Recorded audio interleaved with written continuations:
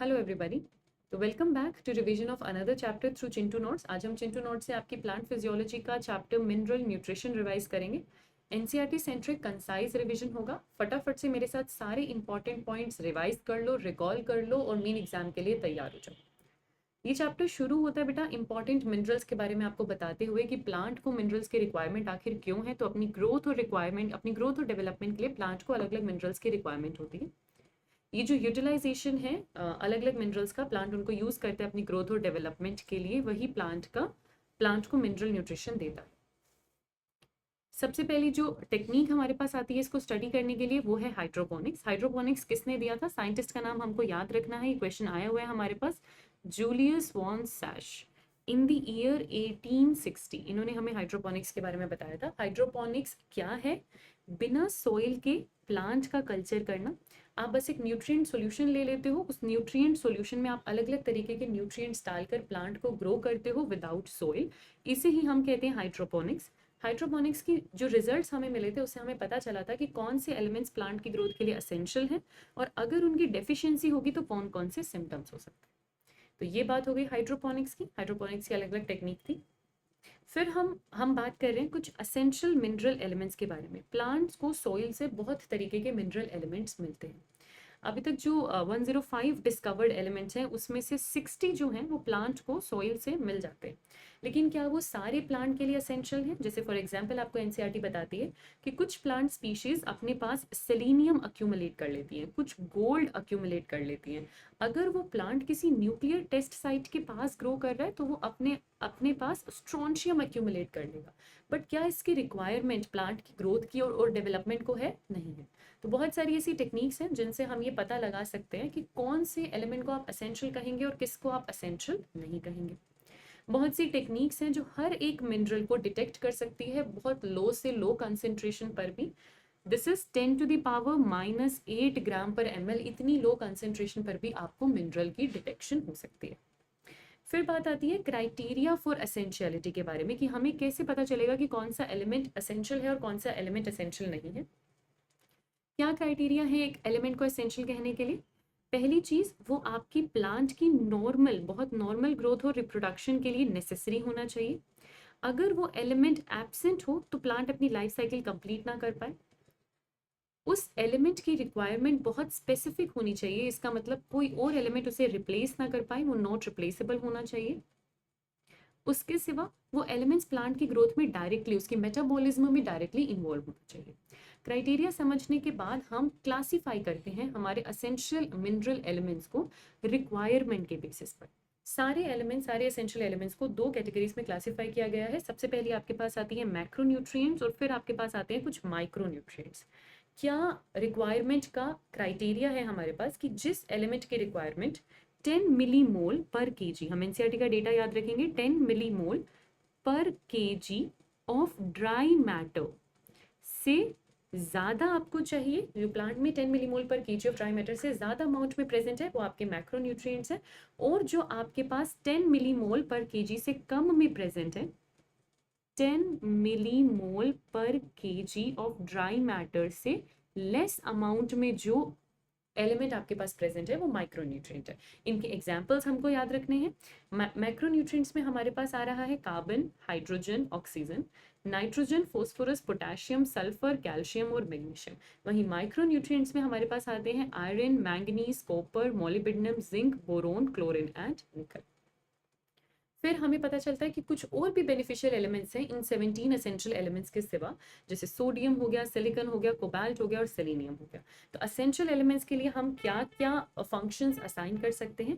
Essential elements या तो किसी बायोमोलिक्यूल का कंपोनेंट बना रहे होंगे, जैसे आपके कार्बन, हाइड्रोजन, ऑक्सीजन, सारे बायोमोलिक्यूल्स इन्हीं के बने, चाहे वो कार्बोहाइड्रेट हो, चाहे प्रोटीन हो, चाहे न्यूक्लिक एसिड हो या फैट हो। जो आपके एसेंशियल एलिमेंट्स होते हैं वो एनर्जी रिलेटेड केमिकल कंपाउंड्स के भी कंपोनेंट्स होंगे। वो एनर्जी रिलेटेड केमिकल कंपाउंड्स के भी कंपोनेंट होंगे, जैसे कि मैग्नीशियम आपको पता है क्लोरोफिल के स्ट्रक्चर में प्रेजेंट है, फॉस्फोरस एटीपी में प्रेजेंट होता है, सिमिलरली असेंशियल एलिमेंट्स पक्का किसी ना किसी एंजाइम को एक्टिवेट या इनहिबिट कर रहे होंगे, यानी एंजाइम एसोसिएटेड होंगे। जैसे हम मैग्नीशियम के बारे में जानते हैं कि आपका Rubisco enzyme राइबोलोज bisphosphate carboxylase oxygenase, ये आपका रुबिस्को है, तो वो आपके रुबिस्को एंजाइम को भी एक्टिवेट करने का काम करता है। और फोस्फोइनोल पाइरुवेट कार्बोक्सिलेज ये पेप्केज है, तो वो पेप्केज को भी एक्टिवेट करने का काम करता है। उसके सिवा अगर हम बात करें जिंक की, तो जिंक भी एक्टिवेट करता है अल्कोहल डिहाइड्रोजिनेज को, मोलिब्डेनम एक्टिवेट करता है नाइट्रोजिनेज को। तो बहुत सारे एसेंशियल एलिमेंट्स बहुत सारे एंजाइम्स को एक्टिवेट करने का काम करते हैं। उसके सिवा आपके एसेंशियल एलिमेंट्स ऑस्मोटिक पोटेंशियल को ऑल्टर कर सकते हैं, जैसे पोटेशियम का एक बहुत बड़ा रोल है ऑस्मोटिक कंसंट्रेशन चेंज कर स्टोमेटा की ओपनिंग और क्लोजिंग में। तो ये हमने कुछ एसेंशियल एलिमेंट्स के इंपॉर्टेंट डाइवर्स फंक्शंस यहाँ पर देख लिए। हाइड्रोपोनिक्स के ही 2 डायग्राम्स आपको एनसीईआरटी में मिल जाएंगे, जिसमें आप देख सकते हैं कि प्लांट बिना सोइल के एक न्यूट्रिएंट सॉल्यूशन के अंदर ग्रो कर रहा है। याद रखिएगा ये चीज हमको जूलियस वॉन सैश ने दी थी। अब अगेन सेकेंड इंपॉर्टेंट पार्ट इस चैप्टर का कि जो आपने मैक्रोन्यूट्रिएंट्स और माइक्रोन्यूट्रिएंट्स याद रखे, उनके इंपॉर्टेंट रोल क्या हैं, उनके फंक्शंस क्या हैं, एक एक करके देखेंगे। पहले हम सारे मैक्रोन्यूट्रिएंट्स देख लेते हैं। पहला मैक्रोन्यूट्रिएंट जो मेरे पास आ रहा है वो है नाइट्रोजन। पहली चीज जो आपको इन सब के बारे में याद रखनी है कि इनको किस फॉर्म में एब्जॉर्ब किया जाता है, और दूसरी इंपॉर्टेंट चीज कि इनके फंक्शन क्या है। अगर मैं बात करूं नाइट्रोजन की, तो नाइट्रोजन एब्जॉर्ब होता है बेटा नाइट्राइट की फॉर्म में, नाइट्रेट की फॉर्म में, या फिर अमोनिया की फॉर्म में, अमोनियम आयन की फॉर्म में। इन तीनों ही फॉर्म में आप नाइट्रोजन को एब्जॉर्ब करते हो। नाइट्रोजन असेंशियल कंस्टिट्यूएंट है, एक एक करके सारी इंपॉर्टेंट चीजें इनकी यहीं पर रिवाइज कर लो। तो ये आपको नाइट्रोजन प्रोटीन्स में मिलेगा, न्यूक्लिक एसिड्स में, विटामिन्स में और हॉर्मोन्स में। आप क्या याद रखेंगे उसके सिवा? हॉर्मोन्स में, इनमें हमें नाइट्रोजन देखने को मिल जाता है। प्लांट्स के अंदर अच्छे खासे अमाउंट में नाइट्रोजन आपके पास प्रेजेंट होता है। बहुत सारे हॉर्मोन्स आपके एटीपी का पार्ट नाइट्रोजन बनाता है। उसके सिवा जो भी आपके सेल्स मेरिस्टेमेटिक सेल्स हैं या एक्टिवली डिवाइड हो रहे हैं, उनमें भी आपको नाइट्रोजन मिल जाएगा। जो आपके मेरिस्टेमेटिक सेल्स हैं वहां पर भी आपको नाइट्रोजन देखने को मिल जाएगा। डेफिशिएंसी सिम्टम्स हम अलग अलग नहीं रिवाइज करेंगे, एक साथ जैसे एनसीईआरटी में दिया हुआ है हम उसी तरीके से रिवाइज कर लेंगे। अगला न्यूट्रिएंट देखते हैं, अगला मैक्रो न्यूट्रिएंट देखते हैं क्या आ रहा है हमारे पास। फॉस्फोरस। फॉस्फोरस की अगर आप बात करेंगे बेटा, फॉस्फोरस में अगर हम देखें तो फॉस्फोरस के अंदर इंपॉर्टेंट पॉइंट्स आपके पास आ जाते हैं। सबसे पहली चीज फॉस्फोलिपिड के फॉर्म में ये आपकी प्लाज्मा मेम्ब्रेन में प्रेजेंट है, न्यूक्लिक एसिड में है, न्यूक्लियोटाइड्स में है, हमारे पास फॉस्फोरस होता है, कोएंजाइम्स में है, बहुत सारे ऑर्गेनिक मॉलिक्यूल्स में आपके पास प्रेजेंट है। एनर्जी मेटाबॉलिज्म में हेल्प कर रहा है, कैसे? क्योंकि ये एटीपी फॉर्म करता है, इसीलिए ये एनर्जी मेटाबॉलिज्म का भी पार्ट बना रहा है। ये आपके पास डाई हाइड्रोजन फॉस्फेट और हाइड्रोजन फॉस्फेट की फॉर्म में एब्जॉर्ब किया जाता है। फॉस्फोरस से एटीपी, एनएडी, एनएडीपी बनते हैं और ये बहुत सारी फॉस्फोराइलेशन रिएक्शंस में भी पार्टिसिपेट करता है, जिसका मतलब है एटीपी की फॉर्मेशन करना। और भी सर्टेन प्रोटीन्स में, स्पेसिफिक प्रोटीन्स में आपको फॉस्फोरस मिल जाता है। नेक्स्ट देखते हैं, नेक्स्ट हमारे पास क्या आ रहा है? पोटेशियम। पोटेशियम किस फॉर्म में एब्जॉर्ब किया जाता है? पोटेशियम आयंस की फॉर्म में, यानी कि K+ की फॉर्म में। आपको पोटेशियम मिल जाएगा मेरिस्टेमेटिक रीजन्स में, जैसे कि रूट टिप, बड्स, लीव्स, जहां पर भी एक्टिव डिवीजन हो रहा है वहां पर हमको पोटेशियम देखने को मिल जाता है। ऑल्डर लीव्स में इसका एक्यूमुलेशन नहीं है, ये सल्फर और कैल्शियम में होता है। पोटेशियम का बहुत इंपॉर्टेंट फंक्शन जो आया भी हुआ है आपके पास पीवाईक्यू में, स्टोमेटा की ओपनिंग और क्लोजिंग में ये मदद करता है। और कैसे मदद करता है? ये आपके गार्ड सेल्स का टर्गर प्रेशर बढ़ा के स्टोमेटा की ओपनिंग करता है। तो हम कह सकते हैं कि ये सेल की टर्जिडिटी भी रेगुलेट करता है, इसलिए हमारा पोटेशियम सेल की टर्जिडिटी भी रेगुलेट करता है, ये बात हम याद रखेंगे। ये आपके पास बहुत अबंडेंट इंट्रासेल्यूलर कटायन है। एक्स्ट्रा सेल्यूलर कटायन में सोडियम आता है, वो हम यहाँ पर याद नहीं करें, और इंट्रासेल्यूलर में हमारे पास पोटेशियम आता है, वो हमको याद रखना है। उसके सिवा पोटेशियम प्रोटीन मेटाबॉलिज्म में और कार्बोहाइड्रेट मेटाबॉलिज्म में भी पार्टिसिपेट करता है। पोटेशियम के कुछ और फंक्शंस हम यहाँ पर लिख लेते हैं। आपका अनायन कटायन बैलेंस, इसको याद रखना, ये इंपॉर्टेंट फीचर है बेटा पोटेशियम का।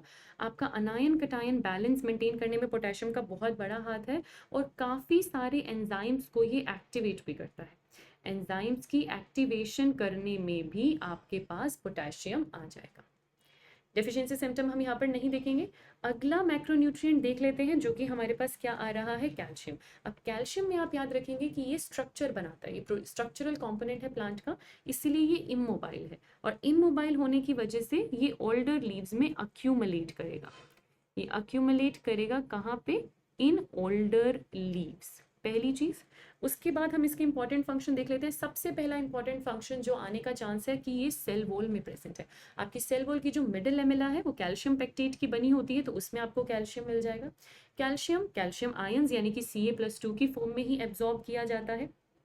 कैल्शियम का सेल वॉल के साथ साथ प्लाज्मा मेम्ब्रेन में भी एक रोल है कि ये प्लाज्मा मेम्ब्रेन की फॉर्मेशन नहीं, फंक्शनिंग, प्लाज्मा मेम्ब्रेन की फंक्शनिंग रेगुलेट करता है। उसके सिवा जहां पर सेल डिवीजन हो रहा है वहां आपको कैल्शियम मिल जाएगा। क्यों? क्योंकि कैल्शियम बेटा माइटोटिक स्पिंडल का फॉर्मेशन करता है। यहाँ लिख लीजिए, इसको याद रखना है हमें, माइटोटिक स्पिंडल के फॉर्मेशन में मदद करता है। जितने भी एनसीईआरटी के इंपॉर्टेंट पॉइंट्स हैं उन्हीं को हम यहाँ पर फटाफट से देख रहे हैं। और क्योंकि माइटोटिक स्पिंडल बनाने में उसका हाथ है, कैल्शियम का हाथ है, इसीलिए जहां पर भी सेल डिवीजन हो रहा है वहां आपको कैल्शियम देखने को मिल जाएगा। ग्रोथ में आपको देखने को मिल जाएगा। मेरिस्टेमेटिक रीजन्स में, मेरिस्टेमेटिक रीजन्स भी आप लिख सकते हैं, वहां पर भी हमें कैल्शियम का अक्यूमुलेशन दिख जाता है। कैल्शियम बहुत सारे एंजाइम्स के लिए एक्टिवेटर का भी काम करता है। अगला मैक्रोन्यूट्रिएंट देखते हैं। अगला मैक्रोन्यूट्रिएंट हमारे पास आ रहा है मैग्नीशियम। मैग्नीशियम को किस फॉर्म में एब्जॉर्ब किया जाता है? Mg+2 की फॉर्म में आपके पास मैग्नीशियम एब्जॉर्ब होगा, विच इज मैग्नीशियम आयंस। इसके हम कुछ फंक्शंस देख लें तो सबसे पहला और बहुत इंपॉर्टेंट फंक्शन मैग्नीशियम का आपके पास आता है कि it is a constituent of chlorophyll molecule. Chlorophyll molecule का कंस्टिट्यूएंट है। क्लोरोफिल मॉलिक्यूल के रिंग स्ट्रक्चर में मैग्नीशियम आपके पास प्रेजेंट है। कार्बोहाइड्रेट के मेटाबॉलिज्म में इसका रोल है और राइबोसोम की सब यूनिट्स को बाइंड करता है।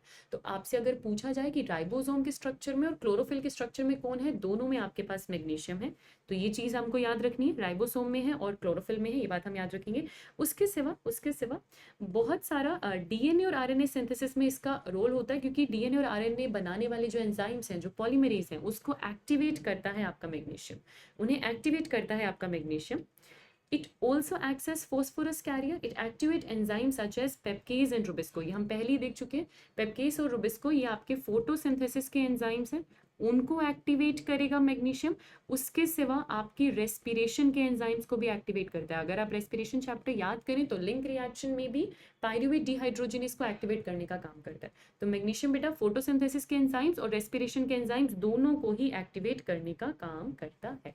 ये पॉइंट इसका बहुत इंपॉर्टेंट है। फिर आगे आप थोड़ा सा बढ़ेंगे, आपको दिख रहा है यहाँ पे सल्फर। सल्फर के क्या क्या इंपॉर्टेंट पॉइंट्स आपके पास आते हैं। सल्फर पहले ये देख लो कि किस फॉर्म में एब्जॉर्ब किया जाता है। तो सल्फेट आयंस की फॉर्म में आप सल्फर को प्लांट एब्जॉर्ब करता है, विच इज SO4-2। क्या क्या इंपॉर्टेंट फंक्शन आ रहे हैं सल्फर के आपके पास? सबसे पहली चीज ये विटामिन में प्रेजेंट है ना, थायमीन हो गया, बायोटिन हो गया, आपके पास कोएंजाइम्स में आपको मिल जाएगा। ठीक है। रेस्पिरेशन में इसका रोल है। रेस्पिरेशन में कैसे रोल है? ईटीएस में आयरन सल्फर प्रोटीन होता है ना ईटीएस करने के लिए, उसमें सल्फर है, तो इसीलिए रेस्पिरेशन में इसका रोल है। उसके सिवा आप देखेंगे तो अगेन विटामिन में, कोएंजाइम्स में, फेरोडॉक्सिन में आपको मिल जाएगा। एंड वेरी इंपॉर्टेंट थिंग कि 2 अमीनो एसिड हैं जिनमें सल्फर है। Sulphur containing amino acid cysteine और मिथ्योनिन होते हैं। ये चीज हम बायोमोलिक्यूल्स चैप्टर में भी पढ़ते हैं। तो ये आपके नीट के सिलेबस में 2 बार आ रहा है। सिस्टीन और मिथ्योनिन में सल्फर होता है, इसको आपने याद रखना है। फिर डेफिशिएंसी सिम्टम हम यहाँ पर नहीं करेंगे। आगे हम आ गए हैं माइक्रोन्यूट्रिएंट्स पे। माइक्रोन्यूट्रिएंट्स के भी अपने इंपॉर्टेंट फंक्शंस हैं जो हम याद रखेंगे। पहला माइक्रोन्यूट्रिएंट हमारे पास आ रहा है आयरन। आयरन की अगर मैं बात करूं तो आयरन के इंपॉर्टेंट फंक्शन में सबसे पहले देख लेते हैं आयरन को एब्जॉर्ब कैसे करते हैं। तो फेरिक आयन याद रखना, Fe+3 ये आपका PyQ है। फेरिक+3 Fe+3 के फॉर्म में आयन एब्जॉर्ब किया जाता है। आयरन का बहुत इंपॉर्टेंट काम इलेक्ट्रॉन ट्रांसपोर्ट सिस्टम में है। जो आपका ETS है, चाहे आप फोटोसिंथेसिस में बात करो, चाहे आप रेस्पिरेशन में बात करो, साइटोक्रोम्स में आपको आयरन मिल जाएगा, इलेक्ट्रॉन ट्रांसपोर्ट के लिए प्रेजेंट है। फेरिडॉक्सिन आपके आयरन सल्फर प्रोटीन्स में आपको आयरन मिल जाता है। और जब जब इलेक्ट्रॉन का ट्रांसफर होता है, iron is reversibly oxidised from Fe+2 to Fe+3। ये बहुत इंपॉर्टेंट चीज है ऑक्सीडेशन वाली। उसके सिवा आयरन जो है बहुत सारे एंजाइम्स को एक्टिवेट करने का काम करता है। फ्लेवोप्रोटीन्स में प्रेजेंट है, एंजाइम्स का पार्ट है, जैसे कि पेरोक्सीडेज के अंदर होता है, साइटोक्रोम के अंदर होता है। कैटलीज का आयरन पार्ट नहीं होता बेटा, कैटलीज को ये एक्टिवेट करता है। जो आपका कैटलीज एंजाइम है उसको आयरन एक्टिवेट करता है, जो आगे जाकर फॉर्मेशन ऑफ क्लोरोफिल करेगा। तो एक और इम्पॉर्टेंट चीज, एक इम्पॉर्टेंट पॉइंट हमें मिल गया क्वेश्चन का कि क्लोरोफिल की फॉर्मेशन के लिए आपको आयरन चाहिए, क्योंकि वो कैटलिस्ट को एक्टिवेट करेगा। लेकिन क्लोरोफिल के स्ट्रक्चर के अंदर, रिंग के अंदर आपको मैग्नीशियम देखने को मिलता है। तो ये आ गया। आगे देखिए, नेक्स्ट हमारे पास आ रहा है मैंगनीज। मैंगनीज आपको किस फॉर्म में एब्जॉर्ब किया जाता है? मैंगनीज यहाँ पर Mn+2 की फॉर्म में, विच इज मैंगनस आयंस की फॉर्म में। मैंगनीज जो है वो लीव्स को और सीड्स को उसकी रिक्वायरमेंट है, ठीक है। Activator of enzyme carboxylase oxidase ये नहीं है, ये हम पहले पढ़ चुके हैं। मैंगनीज का इंपॉर्टेंट फंक्शन है बेटा, बहुत इंपॉर्टेंट फंक्शन, वाटर की स्प्लिटिंग, लाइट रिएक्शन के टाइम वाटर को स्प्लिट करना, ऑक्सीजन लिबरेट करना, ये आपके पीवाईक्यू में है, इसको फिर से मार्क कर लो। मैंगनीज और क्लोरीन दोनों का ही ये बहुत इंपॉर्टेंट पॉइंट होता है कि वाटर की स्प्लिटिंग में ये मदद करते हैं। उसके सिवा मैंगनीज एंजाइम्स को एक्टिवेट करता है फोटोसिंथेसिस के, रेस्पिरेशन की, नाइट्रोजन मेटाबॉलिज्म के। नाइट्रोजन मेटाबॉलिज्म के एंजाइम को मैंगनीज एक्टिवेट करता है, ये फिर से एक इंपॉर्टेंट पॉइंट है। आगे देखिए हमारे पास नेक्स्ट माइक्रोन्यूट्रिएंट आ रहा है जिंक। जिंक किस फॉर्म में एब्जॉर्ब किया जाता है, तो जिंक Zn+2 आयंस की फॉर्म में एब्जॉर्ब करेंगे। जिंक का बहुत बहुत बहुत इंपॉर्टेंट फंक्शन है कि ये ऑक्सीजन का सिंथेसिस करता है, इसीलिए इंडोल एसिटिक एसिड भी पूछा जा सकता है और ऑक्सीजन भी पूछा जा सकता है, नेचुरल फॉर्म होता है ऑक्सीजन का इंडोल एसिटिक एसिड। एक्टिवेट कौन करता है, जिंक। जिंक प्रोटीन सिंथेसिस में इन्वॉल्वमेंट रखता है। उसके सिवा जिंक एक्टिवेट कर रहा है बहुत सारे एंजाइम्स का एक्टिवेटर है, carbonic anhydrase, alcoholic dehydrogenase, hexokinase and so on. ये 3 एंजाइम्स आप याद रखेंगे क्योंकि इनको हम अलग अलग चैप्टर्स में भी पढ़ चुके हैं। तो carbonic anhydrase, alcoholic dehydrogenase and hexokinase. Next micronutrient हमारे पास आ रहा है कॉपर। कॉपर किस फॉर्म में एब्जॉर्ब होता है, क्यूप्रिक आयन यानी कि Cu+2। कॉपर प्लास्टोसाइनिन का पार्ट बनाता है, इसीलिए फोटोफॉस्फोराइलेशन में मदद करेगा। उसके सिवा कार्बोहाइड्रेट नाइट्रोजन बैलेंस बनाने का काम करता है, ये आप याद रखेंगे। कॉपर भी आपके कॉम्प्लेक्सेस में प्रेजेंट होता है बेटा, जैसे यहाँ पर आप देख रहे हो प्लास्टोसाइनिन का पार्ट है, तो कॉपर आपके रेस्पिरेशन के कॉम्प्लेक्स 4 का भी पार्ट है। 2 कॉपर सेंटर्स वहां पर प्रेजेंट होते हैं, तो ये ईटीएस के कॉम्प्लेक्सेस में प्रेजेंट होता है, इसलिए ये रेस्पिरेशन में भी मदद करता है। एंड अगेन जब ये इलेक्ट्रॉन ट्रांसपोर्ट करता है, it is reversibly oxidise from Cu+2 next micronutrient हमारे पास आ रहा है बोरोन। बोरोन किस फॉर्म में एब्जॉर्ब किया जाता है, ऑर्थोबोरेट या टेट्राबोरेट, आप देख सकते हैं ऑर्थोबोरेट या टेट्राबोरेट। बोरोन की फंक्शन देख लें हम यहाँ पे, तो कैल्शियम आयन का अपटेक और यूटिलाइजेशन बोरोन के फंक्शंस पर आपके पास पीवाईक्यू है, तो इसको हम बहुत अच्छे से याद रखेंगे। Uptake and utilisation of calcium, pollen germination, cell differentiation, translocation of carbohydrate. उसके सिवा जो 2 चीजें यहाँ नहीं लिखी हुई उनको ऐड कर लेते हैं। सेल इलोंगेशन में भी बोरोन हेल्प करता है, सेल को इलोंगेट करने में, और मेम्ब्रेन की फंक्शनिंग में भी हेल्प करता है, और मेम्ब्रेन की फंक्शनिंग में भी हेल्प करता है। तो ये कुछ चीजें हमको याद रखनी है। उसके सिवा nitrogen metabolism, fat metabolism, pollen tube germination, ये भी आपके पास पीवाईक्यू है। अगला माइक्रोन्यूट्रिएंट हमारे पास आ रहा है मोलिबिडनम। मोलिबिडनम मोलिबिडेट आयंस की फॉर्म में एब्जॉर्ब किया जाता है। इसका बहुत बहुत बहुत इंपॉर्टेंट फंक्शन है कि नाइट्रोजन मेटाबॉलिज्म पे पार्ट लेता है। ये नाइट्रोजन मेटाबॉलिज्म में एक इंपॉर्टेंट रोल प्ले करता है, क्योंकि जो आपकी नाइट्रोजन मेटाबॉलिज्म का एंजाइम है नाइट्रोजिनेज, ये उसको एक्टिवेट करता है। उसको एक्टिवेट करने का काम मोलिबिडनम के पास होता है। नाइट्रोजन मेटाबॉलिज्म में इन्वॉल्व होने वाले एंजाइम जैसे कि नाइट्रोजिनेज और नाइट्रेट रिडक्टेज, इन दोनों को ही एक्टिवेट करने का काम मोलिबिडनम का होता है। एक और आपके पास माइक्रोन्यूट्रिएंट है जो यहाँ लिखा नहीं हुआ, तो हमने अलग से मेंशन कर लिया, which is chlorine. Chlorine ions की फॉर्म में एब्सॉर्ब होता है। इसका काम क्या है बेटा, अनायन कटायन बैलेंस मेंटेन करना। हम इससे पहले ये फंक्शन पोटेशियम के लिए पढ़ चुके हैं, क्लोरीन का भी सेम फंक्शन होता है, कटायन अनायन बैलेंस मेंटेन करना। और अगेन वेरी इंपॉर्टेंट थिंग जो हमने मैंगनीज में पढ़ी थी, वो सेम चीज क्लोरीन के लिए आती है। जो वाटर स्प्लिटिंग रिएक्शन है जिससे ऑक्सीजन इवॉल्व होता है, उसके लिए आपको क्लोरीन भी चाहिए और मैंगनीज भी चाहिए। तो हमने यहाँ पे सारे मैक्रोन्यूट्रिएंट्स और सारे माइक्रोन्यूट्रिएंट्स के इंपॉर्टेंट फंक्शंस रिवाइज कर लिए। अब डायरेक्टली अकॉर्डिंग टू एनसीईआरटी इनकी डेफिशिएंसी से होने वाले सिम्टम्स को हम रिवाइज कर लेते हैं। तो यहाँ पर एक टर्म आती है बेटा जिसको हम बोलते हैं क्रिटिकल कंसेंट्रेशन। एक कंसेंट्रेशन, एक अमाउंट जिसके बिलो अगर वो न्यूट्रिएंट प्रेजेंट है तो प्लांट की ग्रोथ रिटार्डेड हो जाएगी, उसको आप बोलते हो क्रिटिकल कंसेंट्रेशन। अगर कोई एलिमेंट, कोई न्यूट्रिएंट अपनी क्रिटिकल कंसेंट्रेशन से कम अमाउंट में प्रेजेंट है या उसकी डेफिशिएंसी है, तो कुछ फिजियोलॉजिकल सिम्टम्स हमें या मोर्फोलॉजिकल सिम्टम्स हमें देखने को मिलते हैं, जैसे कि chlorosis, necrosis, stunted plant growth, premature fall of leaves and birds and inhibition of cell division. ये सब चीजें हमें देखने को मिलेंगी, जिसमें से ये 4 important points, chlorosis, necrosis, inhibition of cell division, delay flowering, किस किस एलिमेंट की वजह से हो रहा है ये स्पेसिफाई किया हुआ है एनसीईआरटी में, तो इसे हमें अलग से याद रखना है। क्लोरोसिस क्या होता है बेटा, क्लोरोफिल की कमी होना जिसकी वजह से लीव्स का कलर येलो हो जाता है। नेक्रोसिस का मतलब होता है टिश्यू की सीधा सीधा डेथ हो जाना। कुछ ऐसे एलिमेंट्स हैं जिनकी डेफिशिएंसी सेल डिवीजन नहीं होने देती, और कुछ ऐसे एलिमेंट्स हैं जिनकी डेफिशिएंसी फ्लावरिंग नहीं होने देती। इसको याद करने का एक ट्रिक है आपके पास कि सेल डिवीजन को जो इनहिबिट करते हैं वो मंक्स हैं, MONKS, मंक्स हैं। फ्लावरिंग जो इनहिबिट करते हैं, आप के हटा दो तो मंस है। फ्लावरिंग कौन इनहिबिट कर रहा है? मंस। इनहिबिट सेल डिवीजन कौन कर रहा है? मंक्स। नेक्रोसिस को याद करने की ट्रिक है, कैल्शियम मांगो क्योंकि टिश्यू की डेथ हो रही है। तो आप इस तरीके से इसको याद कर सकते हैं, एक निमोनिक है, बिना निमोनिक के याद करें तो और भी बेहतर है। कैल्शियम मांगो क्योंकि टिश्यू की डेथ हो रही है, तो ये नेक्रोसिस हो जाएगा। और बाकी बचा हुआ कुछ भी आपसे पूछा जाए तो वो क्लोरोसिस में आएगा। तो ये बहुत सिंपल सी ट्रिक है सारे डेफिशिएंसी सिम्टम्स कौन से एलिमेंट से होते हैं उसको रिवाइज करने के लिए। फिर देखो, एक छोटी सी चीज यहाँ पर बताई है इसी चैप्टर में आपके पास कि कुछ एलिमेंट्स एक्टिवली मोबाइल होते हैं, जैसे मेजरली एक्टिवली मोबाइल ही होते हैं, नाइट्रोजन, पोटेशियम, मैग्नीशियम।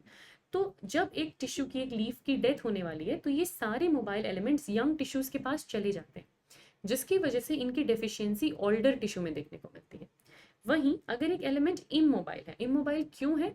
क्योंकि वो स्ट्रक्चर का हिस्सा है, जैसे कि कैल्शियम और सल्फर हमें इस चैप्टर में बताया।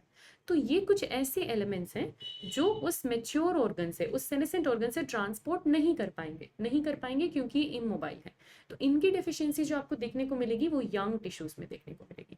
तो ये क्वेश्चन आया है और इसी तरीके से क्वेश्चन फॉर्म होता है कि मोबाइल एलिमेंट्स की डेफिशिएंसी आपको किन में देखने को मिलती है? ओल्डर टिश्यूज में। और इमोबाइल एलिमेंट्स की डेफिशिएंसी आपको किस में देखने को मिलती है? यंग टिश्यूज में, जैसे कि कैल्शियम और सल्फर। ये रिवाइज कर लिया हमने, तो आगे चले, कुछ नया टॉपिक आ रहा है हमारे पास, which is toxicity of micronutrients. हमने पढ़ा कि वो कंसेंट्रेशन जिससे कम अगर कोई भी एलिमेंट प्रेजेंट है तो प्लांट की ग्रोथ रिटार्ड हो जाएगी, उसको आप क्या बोलते हो? Critical concentration. लेकिन अगर मैं कुछ माइक्रो न्यूट्रिएंट्स की बात करूं बेटा, ये तो ऑलरेडी हमें बहुत कम अमाउंट में चाहिए।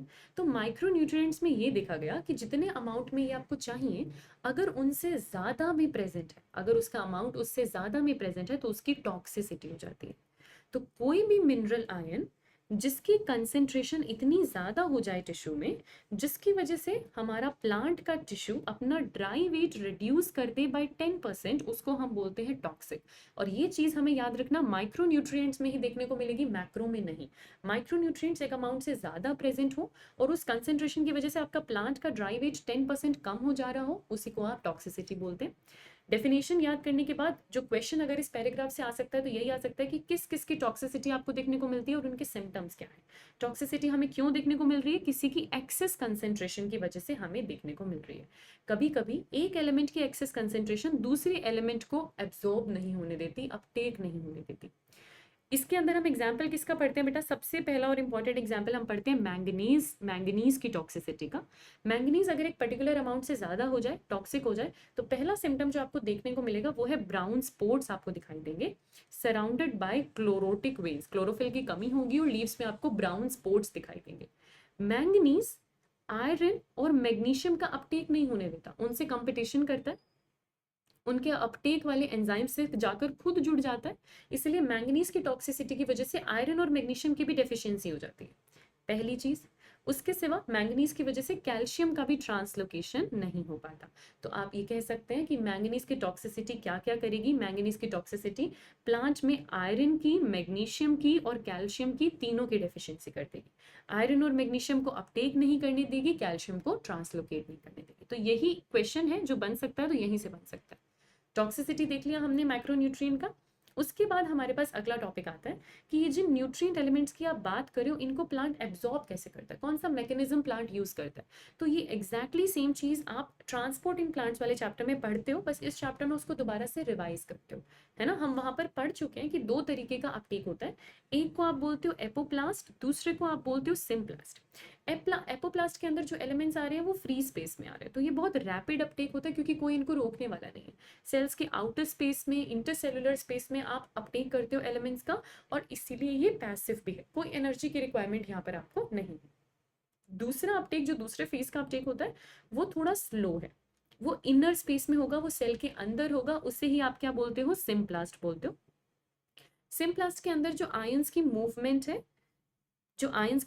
है, वो एक्टिवली होती है बेटा, ठीक है। The passive movement of ions into the apoplast. Apoplast में मूवमेंट कैसी होती है? पैसिव। वो किसके थ्रू होती है? आयन चैनल्स या ट्रांसमेम्ब्रेन प्रोटीन्स के थ्रू, जो सिर्फ सेलेक्टेड प्रोटीन्स को ही अपने अंदर आने देंगे। वहीं अगर आप सिम्प्लास्ट की बात करो तो सिम्प्लास्ट के थ्रू जिन भी आयंस का एंट्री और एग्जिट होता है उसमें एनर्जी लगती है, तो वो एक्सपेंसिव प्रोसेस है या फिर आप कह सकते हैं एक्टिव प्रोसेस है। तो इसको याद रखना है कि सिम्प्लास्ट एक्टिव प्रोसेस है और एपोप्लास्ट पैसिव प्रोसेस है। फिर ये जो आयंस की मूवमेंट की हम बात कर रहे हैं सेल के अंदर, इसको क्या कहते हैं? फ्लक्स। एनसीईआरटी एक वर्ड यूज करती है फ्लक्स। इस मूवमेंट को आप क्या कहते हो? फ्लक्स। किसी भी आयन का सेल के अंदर आना इज इनफ्लक्स और उसकी outward movement is E flux. Inside आना इज इनफ्लक्स, एग्जिट करना इज ई फ्लक्स। इस तरीके से इसको याद रख सकते हैं। उसके बाद आप देखेंगे ट्रांसलोकेशन ऑफ सोल्यूट्स। सोल्यूट्स के ट्रांसलोकेशन में आपके पास क्या आ रहा है कि किस तरीके से ये सोल्यूट्स प्लांट के अंदर आने के बाद लॉन्ग डिस्टेंस ट्रांसपोर्ट करते हैं। तो जो भी हमारे पास मिनरल सोल्ट्स हैं, क्योंकि हमने उनको सोइल से लिया तो वो वाटर में मिक्स होकर प्लांट के अंदर आए हैं, जाइलम के थ्रू ही जो राइजिंग स्ट्रीम है, जो ट्रांसपिरेशन पुल की वजह से वाटर का कैपिलरी एक्शन जाइलम में क्रिएट होता है, उसी पानी में मिक्स होकर आपके मिनरल सोल्ट्स प्लांट्स के हर एक पार्ट तक पहुंचते हैं। अगर हम जाइलम का सैप निकालकर उसका एनालिसिस करेंगे, उसमें आपको मिनरल सोल्ट्स देखने को मिल जाएंगे। रेडियो आइसोटॉप टेक्निक से, यानी कि कोई मिनरल रेडियो आइसोटॉप वाला एब्जॉर्ब करवाकर अपने प्लांट को देखेंगे, तब भी आपको ये बात समझ में आ जाएगी कि जो सॉल्यूट्स हैं, जो मिनरल्स हैं, जो एलिमेंट्स की हम बात कर रहे हैं, उनका ट्रांसलोकेशन किससे होता है? जाइलम से होता है। बस ये बात थी इस पैराग्राफ में। आगे देखेंगे तो सॉइल की बात हो रही है कि जितने भी एसेंशियल एलिमेंट्स प्लांट के पास आ रहे हैं, इनका रिजर्वॉयर कौन है? सॉइल है। ये सारे कहाँ पर है? सॉइल में। सॉइल में ये एलिमेंट्स कहाँ से आते हैं? जिन भी न्यूट्रिएंट्स की ज़रूरत है प्लांट्स को अपनी ग्रोथ एंड डेवलपमेंट के लिए, वो सब सॉइल में है। सॉइल में कहाँ से आए हैं? रॉक्स की वेदरिंग से आए हैं बेटा। आपके रॉक्स, पत्थर टूटे हैं, उनका ब्रेक डाउन हुआ है, उनमें से न्यूट्रिएंट एलिमेंट सॉइल में आए हैं, सॉइल से उनको रूट ने एब्जॉर्ब किया है और पूरे प्लांट को दिया है। सॉइल में बहुत सारे तरीके के सब्सटेंसेस और मिनरल्स होते हैं, लेकिन सॉइल का फंक्शन सिर्फ इतना नहीं होता। उसके सिवा सॉइल का फंक्शन है आपकी रूट्स को एयर देना, एक मैट्रिक्स की तरह बिहेव करना जो प्लांट को स्टेबिलिटी दे। सॉइल में आपको नाइट्रोजन फिक्सिंग बैक्टीरिया मिलेंगे, क्योंकि आपका प्लांट नाइट्रोजन खुद से फिक्स नहीं कर सकता। Since deficiency of essential mineral affect the crop yield, there is often a need for supplying them through fertilizers. जब हम क्रॉप की बात करते हैं, हम एग्रीकल्चर की बात करते हैं, उनको लगातार फर्टिलाइजर्स देना पड़ेगा, क्योंकि प्लांट मिनरल्स को एब्जॉर्ब कर लेता है और सोइल में लगातार हमें उन्हें रीफिल करना पड़ेगा ताकि प्लांट में डेफिशिएंसी ना हो जाए। इसीलिए हम फर्टिलाइजर्स हमारी सोइल में ऐड करते हैं। अब आ गई है बेटा हम टॉपिक 3, लास्ट टॉपिक हमारे मिनरल न्यूट्रिशन वाले चैप्टर का, which is metabolism of nitrogen. अभी हमने देखा कि नाइट्रोजन की रिक्वायरमेंट है, लेकिन नाइट्रोजन की कमी है ना, सॉइल में नाइट्रोजन की कमी रहती है, इसीलिए सॉइल अपने अंदर जो है नाइट्रोजन फिक्सिंग बैक्टीरियाज रखते हैं। ठीक है, तो नाइट्रोजन किस तरीके से प्लांट के पास पहुंचता है, ये सारी चीजें आपके पास नाइट्रोजन साइकिल में आती हैं। नाइट्रोजन एटमॉस्फेयर का एक मेजर कंपोनेंट बनाता है, यानी कि 78% बनाता है। सारी गैसेस में 78% नाइट्रोजन आपको मिल जाएगा। लेकिन जो एटमॉस्फेरिक नाइट्रोजन है, it can not be used by any plant. Soil में नाइट्रोजन बहुत स्मॉल अमाउंट में प्रेजेंट होता है और वहां पर भी हम कंपीट कर रहे हैं माइक्रो ऑर्गेनिज्म से, क्योंकि उनको भी नाइट्रोजन की जरूरत है। इसीलिए वेरी इंपॉर्टेंट पॉइंट कि नाइट्रोजन एक लिमिटिंग न्यूट्रिएंट होता है। चाहे आप नेचुरल इकोसिस्टम की बात करो या एग्रीकल्चर इकोसिस्टम, एक न्यूट्रिएंट जो हमेशा सोइल में जिसकी कमी रहती है वो नाइट्रोजन है। वो एक लिमिटिंग न्यूट्रिएंट है जिसके लिए आप प्लांट माइक्रो ऑर्गेनिज्म से फाइट करता है। तो अब किस तरीके से उस नाइट्रोजन को अवेलेबल बनाया जाता है आपके प्लांट के लिए? Atmospheric nitrogen is in the form of elemental nitrogen, यानी कि N2। इस तरीके से आपका एटमॉस्फेरिक नाइट्रोजन प्रेजेंट है। प्लांट को ये नाइट्रोजन चाहिए। इस नाइट्रोजन को प्लांट के लिए यूजफुल बनाने के लिए आपको इसको सर्टेन फॉर्म्स में कन्वर्ट करना पड़ता है, जिसे हम नाइट्रोजन फिक्सेशन कहते हैं। एटमॉस्फेरिक नाइट्रोजन N2 के फॉर्म में प्रेजेंट है। उसको तोड़ने के लिए आपको बहुत सारे अमाउंट में एनर्जी चाहिए, ताकि फाइनली जो प्लांट है, जो लिविंग ऑर्गेनिज्म है, वो इसको एब्जॉर्ब कर पाए। नेचर में ये जो एलिमेंटल नाइट्रोजन है, इसको आपको कन्वर्ट करना पड़ता है ऑक्साइड्स के फॉर्म में, चाहे आप लाइटनिंग की मदद से करें या अल्ट्रावायलेट रेडिएशंस की मदद से करें, जो इस डायग्राम में यहाँ पर दिखाया हुआ है। लाइटनिंग और अल्ट्रावायलेट रेडिएशंस की मदद से आप इसे नाइट्रोजन ऑक्साइड्स में कन्वर्ट कर रहे हैं। जैसे यहाँ पर आप देख सकते हैं नाइट्रेट्स हैं। Some of these nitrogen oxides are brought to earth by precipitation as rainfall, और फिर इन नाइट्रोजन ऑक्साइड्स को रेनफॉल के थ्रू अर्थ पर लाया जाता है। लेकिन मेजर नाइट्रोजन फिक्सेशन कौन करते हैं? बायोकेमिकली उसको फिक्स किया जाता है बाय माइक्रो ऑर्गेनिजम्स, जिसे आप बोलते हो biological nitrogen fixation. Major nitrogen fixation आपके माइक्रोब्स करते हैं, जिस प्रोसेस को हम बोलते हैं बायोलॉजिकल नाइट्रोजन फिक्सेशन। क्या होता है? Plant absorbs nitrogen in the form of nitrates through the roots, very important point, जो फिर फाइनली लीव्स तक पहुंचता है। पहले एनवायरनमेंट में जो एलिमेंटल नाइट्रोजन है, बायोलॉजिकल नाइट्रोजन फिक्सेशन उसे अमोनिया में कन्वर्ट करता है। अमोनिया में कन्वर्ट होने के बाद आपके सॉइल के ही बैक्टीरिया उसे नाइट्राइट और नाइट्रेट में कन्वर्ट करते हैं। नाइट्रेट वो फॉर्म है इस नाइट्रोजन की जिस फॉर्म में प्लांट इसे अपटेक करता है। तो ये बात हम याद रखेंगे, प्लांट किस फॉर्म में एब्जॉर्ब करता है, नाइट्रेट की फॉर्म में एब्जॉर्ब करता है। जैसे ही नाइट्रोजन प्लांट्स में आएगा तो फिर उसको एनिमल्स खाएंगे और वो एनिमल्स के पास पहुंचेगा। ये रहा, एनिमल्स के पास नाइट्रोजन पहुंच गया। जब इन प्लांट्स और एनिमल्स की डेथ हो जाती है तो नाइट्रोजन वापस सोइल में आ जाता है एज ऑर्गेनिक मटेरियल। तो इनके बायोमास के थ्रू नाइट्रोजन वापस सोइल में आ जाएगा। ये जो नाइट्रोजन डेड प्लांट्स और एनिमल्स में है, इसको डीकम्पोज कर देता है अमोनिफाइंग बैक्टीरिया, जो इसे वापस अमोनिया में कन्वर्ट कर देता है। इसे ही हम क्या कहते हैं, अमोनिफिकेशन। तो ये रहा प्रोसेस अमोनिफिकेशन का। वापस किस में कन्वर्ट कर देंगे आप नाइट्रोजन को, अमोनिया में। कौन से बैक्टीरिया की मदद से, अमोनिफाइंग बैक्टीरिया। कौन से बैक्टीरिया की मदद से, अमोनिफाइंग बैक्टीरिया। और ये आपका नाइट्रोजन साइकिल कंप्लीट हो जाता है। यहाँ पर आपका नाइट्रोजन साइकिल कंप्लीट हो जाता है। आप अलग अलग वे में उसको फिक्स करते हैं, प्लांट एब्जॉर्ब करता है, वहां से एनिमल के पास आता है और दोनों की डेथ से वापस सॉइल में अमोनिया की फॉर्म में आपके पास नाइट्रोजन आ जाता है। अमोनिया जो अभी अमोनिफिकेशन से बना, उसको आप फर्दर किस में कन्वर्ट कर सकते हो, नाइट्राइट और नाइट्रेट में। ये रहा नाइट्राइट, ये रहा नाइट्रेट, हमने देखा। जो इसको कन्वर्ट करते हैं वो कौन होते हैं, नाइट्रीफाइंग बैक्टीरिया। ये हमें याद रखना है। इस प्रोसेस को क्या बोलते हैं, नाइट्रिफिकेशन, क्योंकि ये आपके पास पीवाईक्यू में आया हुआ है। ये जो नाइट्रीफाइंग बैक्टीरिया है ये कीमो ऑटोट्रॉफिक होते हैं। पहला जो अमोनिया को नाइट्राइट में कन्वर्ट कर रहे हैं वो कौन से बैक्टीरिया है, नाइट्रोसोमोनाज एंड नाइट्रोकोकस, वो नाइट्राइट बनाते हैं। उसके सिवा नाइट्राइट को आगे नाइट्रेट में कन्वर्ट करने वाले बैक्टीरिया का नाम है नाइट्रोबैक्टर। इनको अलग अलग, इन दोनों को अलग अलग आपने याद रखना है क्योंकि ये पीवाईक्यू में है। नाइट्रोसोमोनाज और नाइट्रोबैक्टर नाइट्राइट बनाते हैं। नाइट्रोबैक्टर, नाइट्रोसोमोनाज और नाइट्रोकोकस नाइट्राइट बनाते हैं और नाइट्रोबैक्टर नाइट्रेट बनाता है। इसको आप याद रखेंगे। अब ये जो नाइट्रेट आपके पास सॉइल में आ गया है, या तो इसको प्लांट अपटेक कर लेंगे, जैसा आप यहाँ पर देख सकते हैं। एक प्रोसेस ये भी हो सकता है कि इसका डीनाइट्रिफिकेशन हो जाए और वापस ही एनवायरनमेंट में रिलीज हो जाए। तो जो दूसरा प्रोसेस है वो कौन करेंगे, डीनाइट्रीफाइंग बैक्टीरिया। कौन करेंगे, डीनाइट्रीफाइंग बैक्टीरिया। इनके एग्जाम्पल है स्यूडोमोनास, थायोबैसिलस एंड माइक्रोकोकस। ये क्या करते हैं, वापस से आपके नाइट्रेट को एलिमेंटल नाइट्रोजन यानी N2 में रिलीज कर देते हैं और वो वापस एटमॉस्फेयर में आ जाता है। इस प्रोसेस को हम क्या कहते हैं, इसी प्रोसेस को हम कहते हैं डीनाइट्रिफिकेशन। ये भी आपका पीवाईक्यू है। तो एक तरीके से इस पूरे चार्ट से कितने सारे क्वेश्चंस आपके पास बन सकते हैं। बायोलॉजिकल नाइट्रोजन फिक्सेशन, अमोनिया का बनना।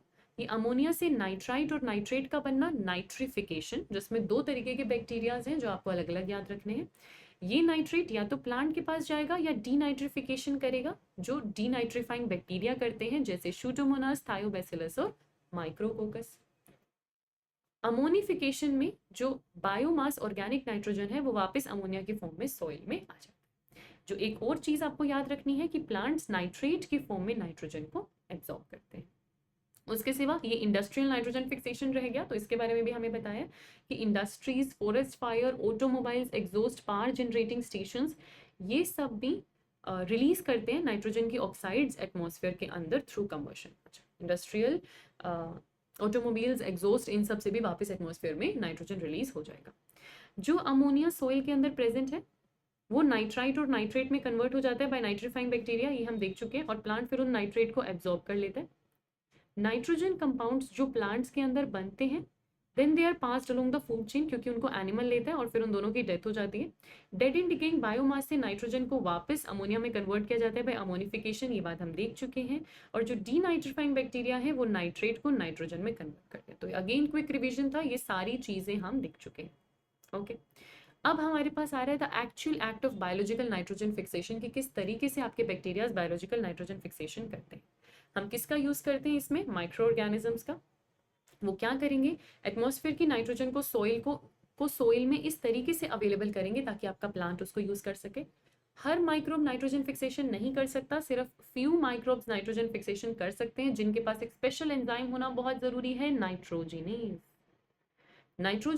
नाइट्रोजिनेज एंजाइम वो एंजाइम है जो नाइट्रोजन को अमोनिया में कन्वर्ट करता है, और इसी स्टेप को आप बोलते हो बायोलॉजिकल नाइट्रोजन फिक्सेशन। इन माइक्रोब्स को नाइट्रोजन फिक्सर भी कहते हैं। ये दो तरीके के होते हैं, यानी कि ये फ्री लिविंग भी हो सकते हैं, इंडिपेंडेंट भी हो सकते हैं और सिम्बायोट भी हो सकते हैं। इसके कुछ एग्जांपल्स जो एनसीईआरटी में लिखे हुए हैं मैं यहाँ पर लिख देती हूँ आपके लिए। फ्री लिविंग में आपके पास कौन कौन से माइक्रोब्स आएंगे? फ्री लिविंग में आपके पास आते हैं एजोटोबैक्टर, एजोटोबैक्टर, और एक और एग्जाम्पल एनसीईआरटी लिखती है, एक और एग्जाम्पल एनसीईआरटी लिखती है बिजर्निकिया। तो ये दोनों फ्री लिविंग है, और फ्री लिविंग होने के साथ साथ, फ्री लिविंग होने के साथ साथ एरोबिक भी है, एरोबिक भी है। फ्री लिविंग में एनएरोबिक का एग्जाम्पल भी एक आपके पास आ रहा है, दैट इज रोडोस्पाइरल, रोडोस्पाइरलम। रोडोस्पाइरलम फ्री लिविंग जरूर होता है बट ये एरोबिक नहीं है, ये एनएरोबिक है, ये एनएरोबिक है। उसके सिवा आपके पास ब्लू ग्रीन एल्गी आ रहे हैं बेटा, साइनोबैक्टीरिया। तो जो साइनोबैक्टीरिया है वो फ्री लिविंग भी हो सकते हैं, वो सिम्बायोटिक भी हो सकते हैं। जब वो नाइट्रोजन फिक्सेशन करते हैं किसी सिम्बायोटिक एसोसिएशन के साथ, तो जो हमने नोस्टोक और एनाबीना पढ़ा है, एनाबीना अजोला के साथ करता है और नोस्टोक स्पोरोलॉइड रूट्स ऑफ साइकस के साथ नाइट्रोजन फिक्सेशन करता है, अगर सिम्बायोटिक एसोसिएशन बनाएगा तो। नाइट्रोजन फिक्सेशन फ्री लिविंग में स्लो होती है due to the energy requirement. एक और माइक्रोब की बात हो रही है यहाँ पे, फ्रैंकिया। हमने दो माइक्रोब्स पढ़े हैं, एक फ्रैंकिया और एक राइजोबियम। राइजोबियम नाइट्रोजन फिक्सेशन करता है तो वो सिम्बायोटिक एसोसिएशन बनाता है लेग्यूमिनस प्लांट के साथ। राइजोबियम एसोसिएशन बनाता है लेग्यूमिनस प्लांट के साथ, फ्रैंकिया एसोसिएशन बनाता है नॉन लेग्यूमिनस प्लांट के साथ, जैसे कि अल्नस, और ये हमारे पास आया हुआ, जैसे अल्नस और ये हमारे पास पीवाईक्यू में आया हुआ है। राइजोबियम हम याद रखेंगे लेग्यूमिनस प्लांट के साथ एसोसिएशन बनाता है। क्या क्या स्टेप होते हैं बेटा? सबसे पहले आपका राइजोबियम सॉइल में मल्टीप्लाई करेगा, सबसे पहले राइजोबियम सॉइल में मल्टीप्लाई करेगा, रूट्स में उसका नंबर बढ़ेगा, वो रूट हेयर से अटैच करेगा। नेक्स्ट स्टेप में आप देखोगे कि रूट इस तरीके से कर्ल हो जाती है, कर्ल हो जाती है, यहाँ पर रूट इस तरीके से कर्ल हो जाती है, और फिर बैक्टीरिया जो ग्रो किया है वो अब अंदर एंट्री लेगा। तो यहाँ पर बैक्टीरिया अंदर जाने के बाद आपके कॉर्टिकल सेल्स तक पहुंचता है। कॉर्टिकल सेल्स में इनर कॉर्टिकल और पेरासाइकल सेल्स डिवाइड करते हैं, वहां नोड्यूल का फॉर्मेशन होता है। उनके डिवीजन से यहाँ पर आप देख पाओगे कि कॉर्टेक्स और पेरिसाइकल सेल्स में डिवीजन है, इन्फेक्शियस थ्रेड बनी थी, रूट हेयर कर्ल किया था, और अंदर एक मैच्योर नोड्यूल बन जाता है। अब क्योंकि वहां पर वेस्क्यूलर सप्लाई है तो इस नोड्यूल को काफी न्यूट्रिएंट्स और एनर्जी मिल जाएगी, जितनी एनर्जी उसको चाहिए वहां पर मिल जाएगा। वहां पर राइजोबियम बैक्टीरिया है जिसके पास एंजाइम है नाइट्रोजिनेज।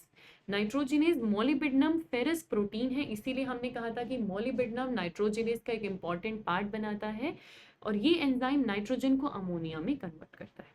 एक और इंपॉर्टेंट चीज जो वहां पर प्रेजेंट होनी चाहिए is leg haemoglobin. Leg haemoglobin एक प्रोटीन है, आयरन कंटेनिंग प्रोटीन है, जो रूट नोड्यूल्स में प्रेजेंट होता है। ये ऑक्सीजन स्कैवेंजर का काम करता है, क्योंकि आपका नाइट्रोजिनेज एंजाइम ऑक्सीजन के प्रेजेंस में काम नहीं कर सकता। ये बहुत इंपॉर्टेंट पॉइंट है जो पीवाईक्यू में आपके पास आया भी हुआ है, लेग हीमोग्लोबिन। उसके बाद नाइट्रोजन का जो इक्वेशन आपके पास है, एक नाइट्रोजन से दो अमोनिया बनाने के लिए आपके पास 4 स्टेप्स होते हैं। देखिए 1 2 3 और 4 है ना, हर स्टेप में एक 1 2 3 और 4, हर स्टेप में एक बॉन्ड ब्रेक होता है और 2 हाइड्रोजन ऐड होते हैं। तो हर स्टेप में 2 हाइड्रोजन ऐड होते हैं, तो टोटल आपके पास कितने आ जाते हैं? 8 हाइड्रोजन और 8 इलेक्ट्रॉन। तो एक नाइट्रोजन से बेटा अमोनिया में उसको कन्वर्ट करने के लिए ये इक्वेशन आपको याद रखनी है। 8 इलेक्ट्रॉन 8 हाइड्रोजन 16 एटीपी अमोनिया आपके पास फॉर्म हो जाएगा, और 16 एटीपी और पीआई रिलीज हो जाएंगे, 16 एटीपी और पीआई रिलीज हो जाएंगे। These 8 ATP molecules are provided by the ATP released during respiration. respiration वाले ATP का ही यूज किया जाता है। आपको याद रखना है बेटा, 2 अमोनिया बनाने के लिए 16 ATP, तो 1 अमोनिया बनाने के लिए 8। ये क्वेश्चन पूछा भी गया तो इसको हम याद रखेंगे 8 ATP। ठीक है, नाइट्रोजिनेज पहले आपके सबस्ट्रेट से बाइंड करता है जो कि है नाइट्रोजन, और उसको कन्वर्ट करता है अमोनिया। अमोनिया मॉलिक्यूल जो बन जाता है, बन गया फाइनली, ये देखिए आपके पास अमोनिया का मॉलिक्यूल रेडी हो चुका है, 2 मॉलिक्यूल अमोनिया के आपके पास बन गए। वो फिर एक प्रोटॉन लेते हैं और अमोनियम आयन में कन्वर्ट होते हैं। उस अमोनियम आयन से फिर सारे अमीनो एसिड्स बनेंगे। अमीनो एसिड्स बनने के 2 तरीके, 2 स्टेप्स एकदम लास्ट में आप इस चैप्टर में पढ़ते हो। एक है आपके पास रिडक्टिव एमिनेशन, दूसरा आता है आपके पास ट्रांस अमीनेशन।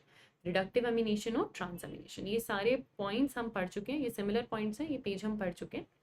आगे देखो क्या क्या होता है रिडक्टिव एमिनेशन में और क्या क्या होता है ट्रांस अमीनेशन में।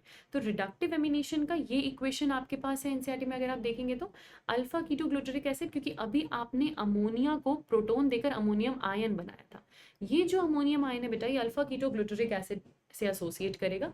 एनर्जी के लिए आप NADPH यूज करोगे। एंजाइम का नाम है ग्लूटामेट डीहाइड्रोजिनेज, और अल्फा कीटो ग्लूटरिक एसिड से आप पहला अमीनो एसिड बना लोगे ग्लूटामेट। इस स्टेप को बोलते हैं रिडक्टिव अमीनेशन।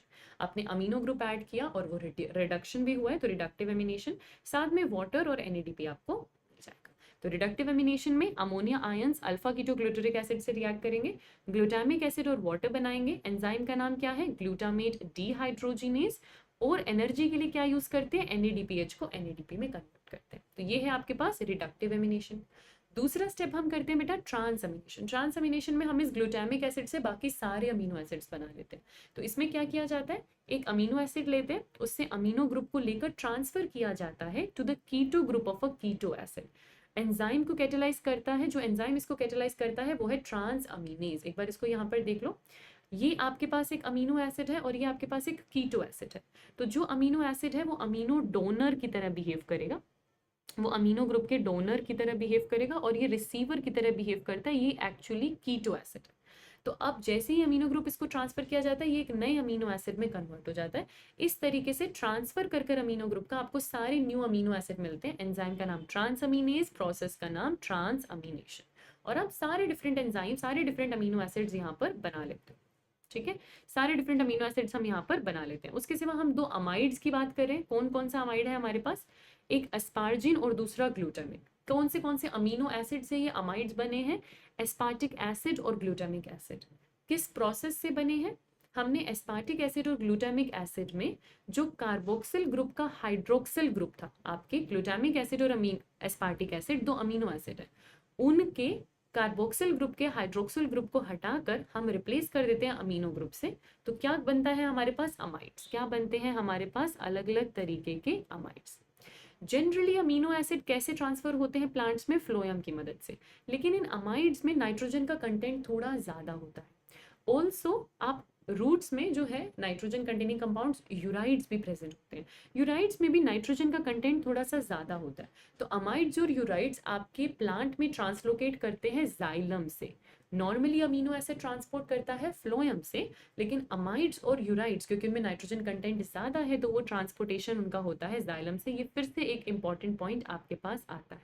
तो पूरा नाइट्रोजन मेटाबॉलिज्म और उससे आने वाले सारे इंपॉर्टेंट क्वेश्चंस भी हमने यहाँ पर रिवाइज कर लिए और आपका चैप्टर हो गया है डन। तो कमेंट सेक्शन में लिख देना कि मिनरल न्यूट्रिशन डन, और अब हम मिलेंगे अगले चैप्टर में, फटाफट से एक दूसरे चैप्टर का भी हम फाइनल रिविजन कर लेंगे। तब तक के लिए all the very best and keep learning.